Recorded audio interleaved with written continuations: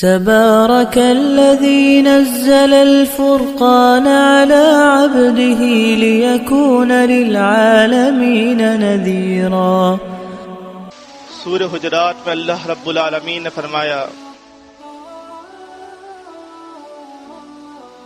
قالت الاعراب آمنا قل لم تؤمنوا ولكن قولوا اسلمنا ولما يدخل الإيمان في قلوبكم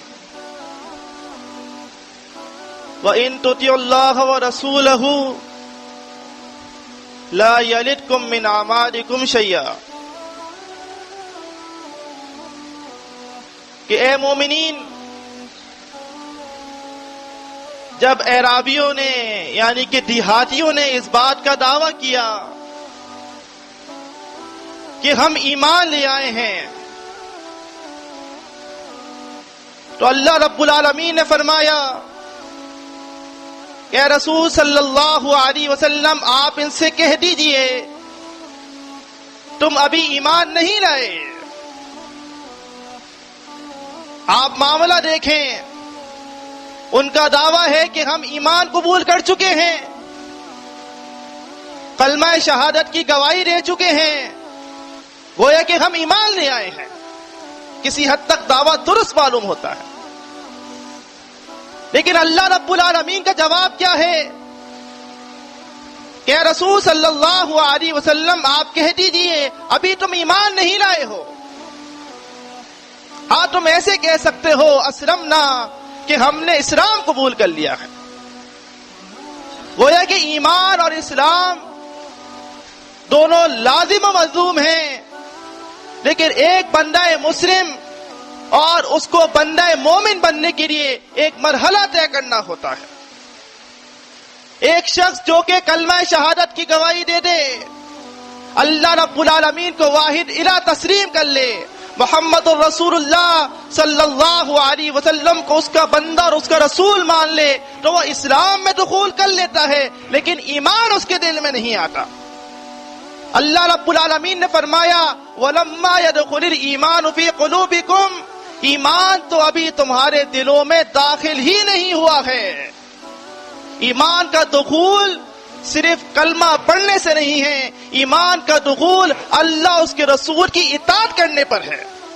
ان تطیعوا اللہ ورسولہ، اگر تم اللہ اس کے رسول کی اطاعت کرو گے تو پھر تمہارے اعمال میں سے اللہ رب العالمین کوئی کمی نہیں کرے گا۔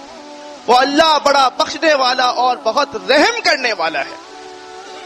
ہم سب اس دنیا میں آئے ہیں، ہم سب کے لیے اللہ رب العالمین نے یہ آزمائش کا گھر رکھا ہے، ہم سب کا یہاں پر امتحان چل رہا ہے، اور ہم سب کی یہی خواہش ہے کہ ہماری آخرت میں کامیابی ہو اور جنت میں دخول ممکن ہو سکے۔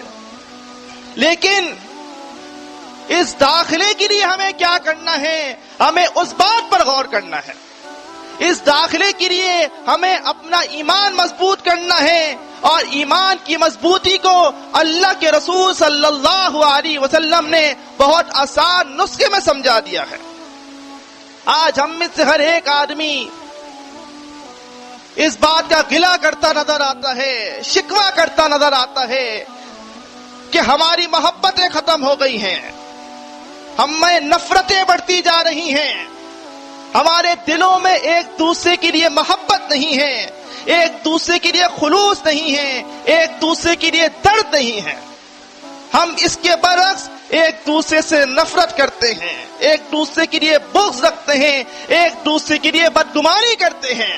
کیا یہ تمام چیزیں ہمارے ایمان کے لیے کافی ہو سکتی ہیں؟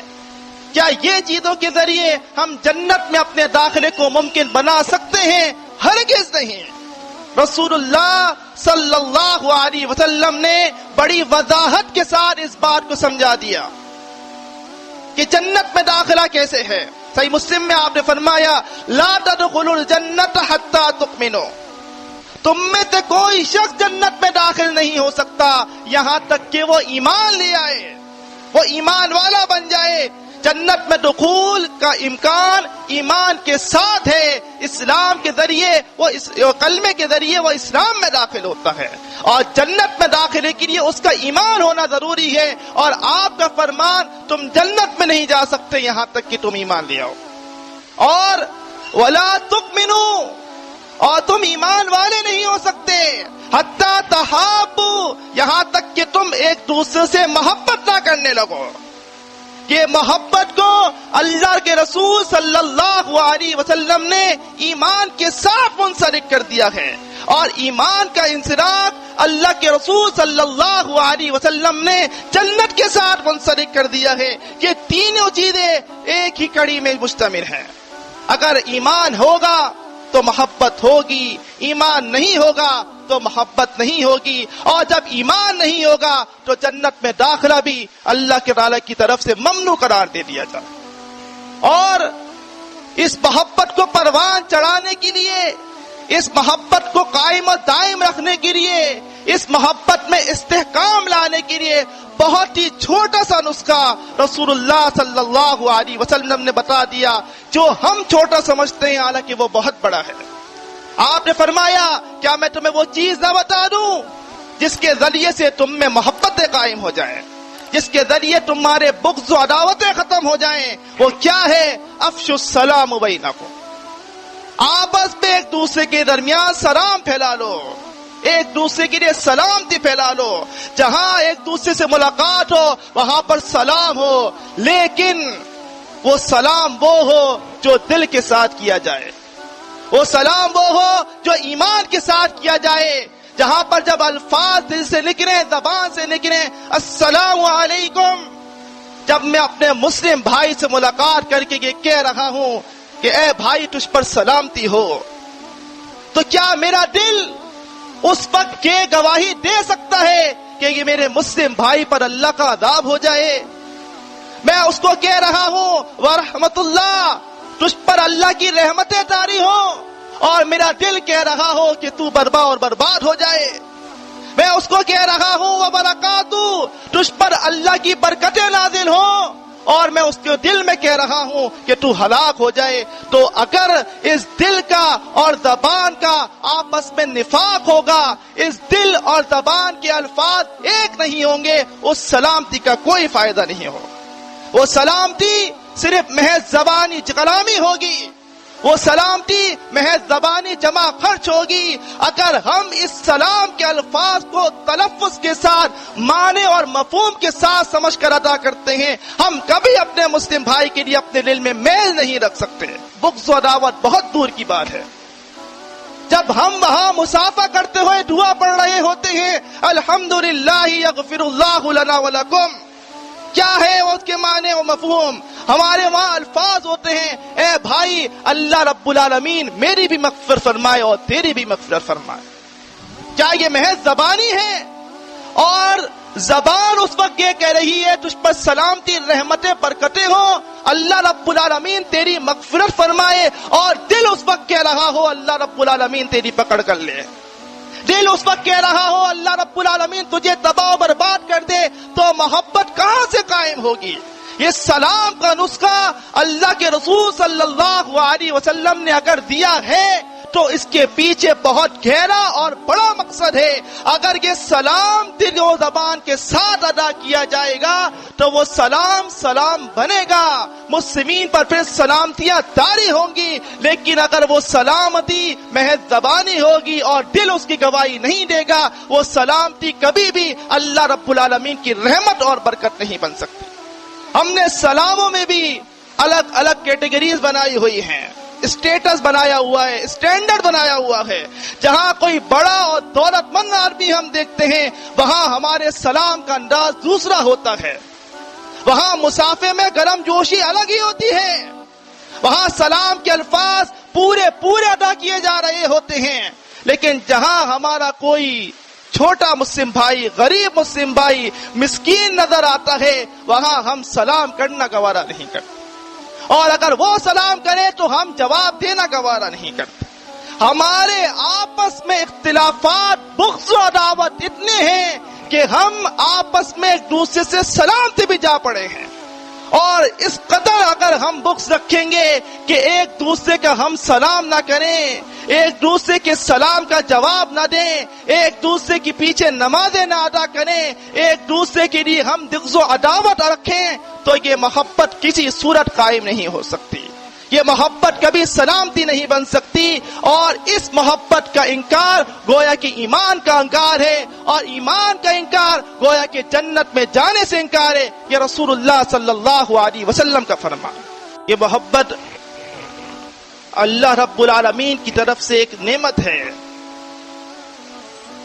دنیا بھر کی تمام دولت خرچ کر دی جائے تو بھی دلوں کو ایک نہیں کیا جا سکتا، دنیا بھر کی تمام جائیداد دے دی جائیں تو کسی بازار سے اس محبت کو حاصل نہیں کیا جا سکتا۔ یہ تو مالک الملک کا کرم ہے کہ وہ کسی اجتماعیت کے دلوں کو ایک کر دے، ان کے دلوں میں محبت پیدا کر دے اور ان کو ایک صف میں لا کے کھڑا کر دے۔ ورنہ اللہ رب العالمین نے واضح انداز میں فرما دیا، لو انفقت ما فی الارض جميعا ما الفت بین قلوبہم۔ اے رسول صلی اللہ علیہ وسلم، اگر آپ اس دنیا کی تمام دولت خرچ کر دیتے، آپ ایمان والوں کے دلوں میں محبت نہیں ڈال سکتے تھے۔ ولیکن اللہ الف بینہم، یہ اللہ رب العالمین کا احسان ہے کہ اس نے ان کے دلوں میں محبت ڈال دی ہے۔ آج اگر ہم ایک امام کے پیچھے کھڑے ہو کر ایک طریقے سے صلاۃ ادا کرتے ہیں اور ہم صفوں میں ایک ساتھ جڑے ہوتے ہیں، ہمارے ٹخنوں سے ٹخنے مل رہے ہیں، ہمارے کندھوں سے کندھے ٹکرا رہے ہیں، لیکن ہمارے دل پھٹے ہوئے ہیں، ہمارے دل وہاں پر ایک نہیں ہے۔ جب دل ایک نہیں ہوئے تو نہ کندھے ملانے کا فائدہ اور نہ ٹخنے ملانے کا فائدہ۔ اللہ رب العالمین نے فرمایا، ان اللہ یحب الذین یقاتلون فی سبیلہ صفا کأنہم بنیان مرصوص۔ بے شک اللہ رب العالمین تو محبت ان لوگوں سے کرتا ہے جو کہ اللہ کے راستے میں جہاد کرتے ہیں ایک صف میں کھڑے ہو کر، اور وہ صف ایسی ہوتی ہے گویا کہ وہ سیسا پلائی ہوئی دیوار ہو۔ وہ سیدھا پلائی ہوئی دیوار ایسی ہوتی ہے کہ اگر کوئی باہر کا بندہ اس پر آ کر لات مارے یا مکہ مارے، اس دیوار کو کوئی چوٹ نہیں لگتی، وہ اپنا نقصان کرتا ہے۔ لیکن اگر وہ صف جس کے دل آپس میں پھٹے ہوں، جن کی آپس میں نفرت اور عداوتیں اور اختلافات ہوں، ایک امام کے پیچھے رہ کر وہ امام کے ساتھ نہ کھڑے ہوں، تو پھر باہر سے آتی ہوئی قوت کا وہ جماعت، وہ اجتماعیت ہرگز مقابلہ نہیں کر سکتی۔ اور یہ اسی صورت میں محبت ممکن ہے جب ہم اس سلام کی اہمیت کو سمجھیں گے۔ اللہ کے رسول صلی اللہ علیہ وسلم نے اسے مسلم پر حق قرار دیا ہے، صحیح بخاری میں ہے۔ 5 حقوق میں سے ایک حق یہ بھی ہے کہ جب بندہ مسلم سلام کرتا ہے تو اس کا یہ مسلم پر حق ہے کہ وہ اس سلام کا جواب دے۔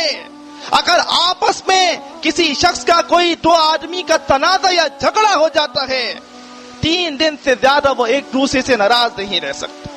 یہ پرانی باتیں ہیں جنہیں ہم سن کے تھک گئے ہیں، لیکن اس پر عمل ہمارا جاتے جا رہا ہے۔ یہاں ہمارے 3 دن سے زیادہ 3 ماہ گزر جاتے ہیں، ہم ایک دوسرے کی شکل دیکھنا پسند نہیں کرتے، سامنے سے ایک دوسرے کے سے گزر جاتے ہیں، ایک دوسرے کو سلام کرنا پسند نہیں کرتے ہیں، جبکہ ہماری انا وہاں پر آ کے ہمیں روکتی ہے۔ جھگڑا اس نے شروع کیا تھا تو ختم بھی یہی کرے گا۔ فرمایا رسول اللہ صلی اللہ علیہ وسلم نے، صحیح مسلم میں ہے، ان دونوں آدمیوں میں سے وہ آدمی بہترین ہے جو جا کر ابتدا کرے اور اسے سلام کر لے۔ اب ہم اپنے آپ میں اس چیز کو ٹٹول لیں، کیا ہم میں خیر باقی ہے؟ کیا ہم میں بھلائی باقی ہے کہ ہم خود جا کر اپنی انانیت کو قربان کر کے اپنے اس مسلم بھائی سے اپنے جھگڑے کو ختم کر لیں، اس سے جا کر ہم کلام ہو جائیں، اس سے ہم سلام ہو جائیں؟ آپ نے فرمایا ان دونوں آدمی میں وہ شخص بہتر ہے جو ابتدائے سلام کر لے۔ آج اگر ہم اپنے ان بغضوں کو پال پال کر بیٹھتے رہیں گے اور اس کو پروان چڑھاتے رہیں گے، اس میں ہمارا نقصان ہے، اس میں اسلام کا نقصان ہے، اس میں اجتماعیت کا نقصان ہے۔ اور اگر یہ سلامتی یہاں سے اٹھا لی گئی تو اللہ رب العالمین کی طرف سے سلامتی کی ضد ہلاکت ہے، اور وہی پھر طاری ہوگی۔ یہ اللہ رب العالمین کا احسان اور اس کا رحم ہے کہ ہم ایک اجتماعیت میں ہیں، ایک امام کے ساتھ ہیں، صحیح دین اسلام پر ہیں، صراط مستقیم پر ہیں۔ لیکن اگر یہ تمام چیزیں پا کر بھی ہم منزل مقصود تک نہ پہنچ سکے تو پھر ہم سے زیادہ بد نصیب اس دنیا میں اور کوئی نہیں ہو سکتا۔ وَقُولُ قَوْلِي هَذَا لِي وَلَكُمْ أَسْتَغْفِرُ اللَّهَ